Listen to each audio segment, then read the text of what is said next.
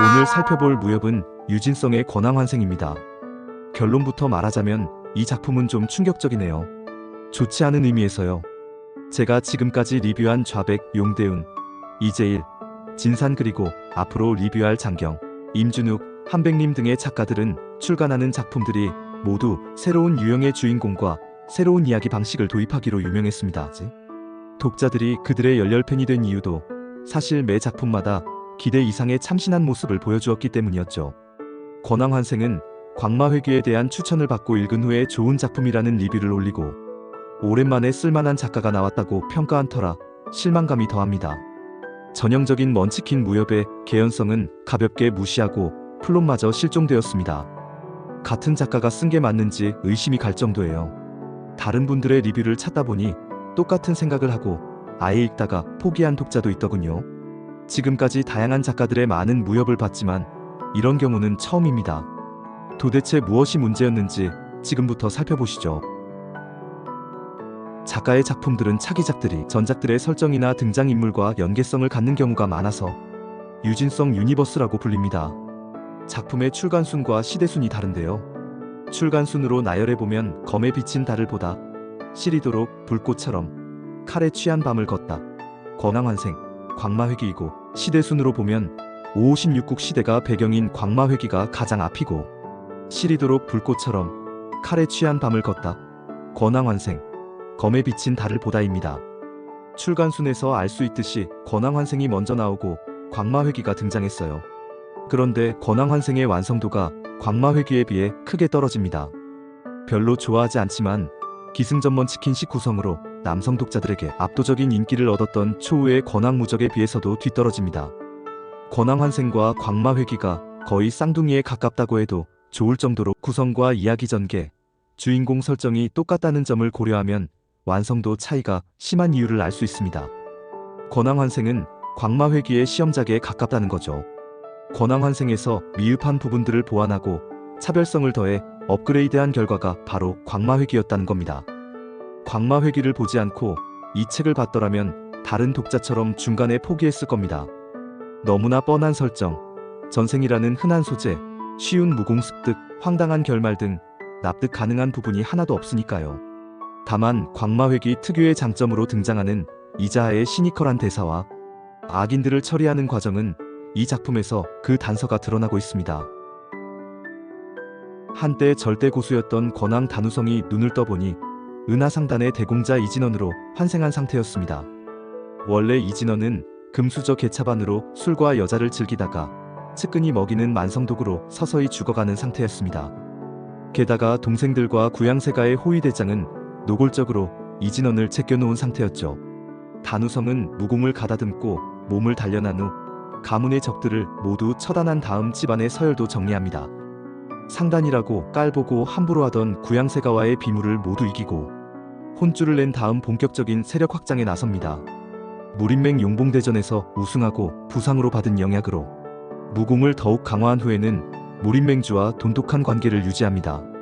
마도 세력인 만마궁 인물들의 절대 고수인 천마, 건마 등과 대결에서 승리한 뒤 배후에 진짜 악의 축인 사부들이 있다는 사실을 알게 됩니다. 이들 사부들은 건마였을 때에도 승부를 장담할 수 없을 정도였기에 단우성은 무림맹주, 광신, 검신 등과 함께 맞섭니다. 이 소설을 읽는 동안 재미있다고 느낀 곳이 거의 없었습니다. 이미 다 광마회귀에서 본 거니까요.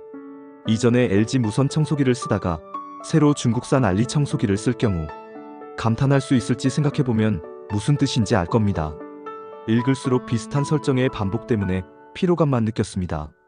최종 빌런인 마도군자가 죽은 후 회왕 사조의 일화는 사족 느낌이었습니다. 주인공 설정부터 두 작품이 거의 유사합니다. 권황환생의 단우성, 광마회귀의 주인공 이자하는 과거 건마, 광마로 불리던 고수였습니다. 이들은 예기치 못한 사건으로 죽고 부활한 후 하오문과 은하상단을 배경 삼아 세력을 확장합니다. 차이라면 단우성은 다른 사람으로, 이자하는 자기 자신의 과거로 부활한다는 점입니다. 스토리 구조에서도 두 작품은 주인공의 환생, 능력 회복, 세력 확장, 과거의 적과 대면, 최종 승리라는 구조가 동일합니다. 두 사람 모두 무림맹주와 돈독한 관계를 맺고 맹주가 중요한 역할을 합니다. 악당들 설정에서도 환생 이전의 강력한 적대자들이 중요한 역할을 하며 현세의 적들은 주인공이 이름을 떨치는데 병풍 역할에 그칩니다. 두 작품 모두 과거의 실수를 반성하고 새로운 방식으로 권력을 축적해 나아갑니다. 전생에서는 세력 없이 적들과 맞서 싸우다 죽음을 맞지만 부활 후에는 부하들과 동료들, 가족들에게 무공과 영약을 전수하며 세력을 키웁니다. 본인의 작품을 보완했기에 표절이라고 할 수 없지만 사정을 모르는 독자들은 광마회기 하나만 읽어도 충분한 작품을 돈도 2배, 시간도 2배 들여 읽어야 하니 문제가 있습니다. 만일 사전에 권황환생이 이런 구성과 내용인 줄 알았다면 아예 쳐다보지도 않았을 겁니다. 주인공을 권황이라고 내세운 부분도 함께 살펴봐야 하는 대목입니다. 권황을 주인공으로 내세운 작품이 적지 않거든요. 제가 아는 작품만 해도 용대운의 권황, 초우의 권황무적, 임경배의 권황전생, 흑야의 무당권황, 강태현의 금강권황이 있으니 권황 인플레라고 해도 할 말이 없네요. 굳이 권황을 주인공으로 해야 했을까 싶은 대목입니다. 이 소설에서 가장 충격적인 장면은 단우성이 백도무림 최강자들과 함께 만마궁 사부들과 대결하는 결말입니다. 만마궁 사부들 중에 마도군자는 천외천의 인물입니다. 같은 반열인 줄 알았던 사부들이 그에게 공포를 느끼고 존대할 정도입니다. 살아가는 방식도 상식 바뀝니다. 서당의 글선생이나 무림맹 한직으로 조용히 살면서 자신이 점찍은 인물을 절정고수로 만드는 게 취미입니다. 왜 이렇게 사느냐고 묻는 질문에 대답이 걸작입니다. 심심해서. 최종 결전을 앞두고는 더 가관입니다. 완전 막장이지요. 마도군자는 단우성과 만마궁 사부들, 백도 무림 고수들에게 이렇게 말합니다. 수준 차이가 너무 나니 너희 모두 다 덤벼라. 이렇게 말할 정도면 아무리 노력해도 이길 수 없는 상대입니다.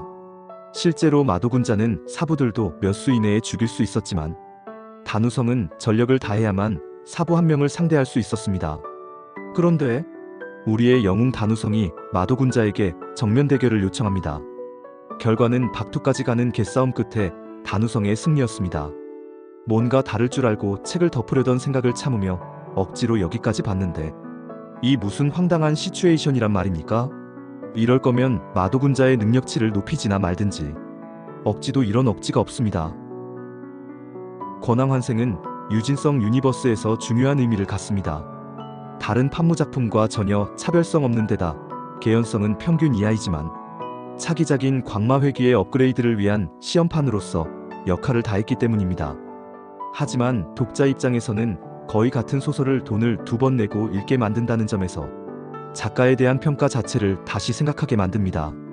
유진성 유니버스의 정점이라고 할 수 있는 광마회기가 마무리된 시점에서 작가에 대한 평가는 차기작을 보고 난 후에 해야 한다고 생각하는 계기가 되었습니다. 모든 분야에서 업그레이드보다는 올리원이 더 강력한 차별성이 되는 시대입니다. 본인 작품은 물론 다른 작품에서 유사한 점을 갖다 쓰지 말고 어렵지만 새로운 생명력을 불어넣는 작품들을 창조하기를 기대해봅니다. 그러한 작품들을 기대하기에 독자들은 기꺼이 돈을 지불하려 하는 것이니까요. 오늘 리뷰는 여기서 마칩니다. 감사합니다.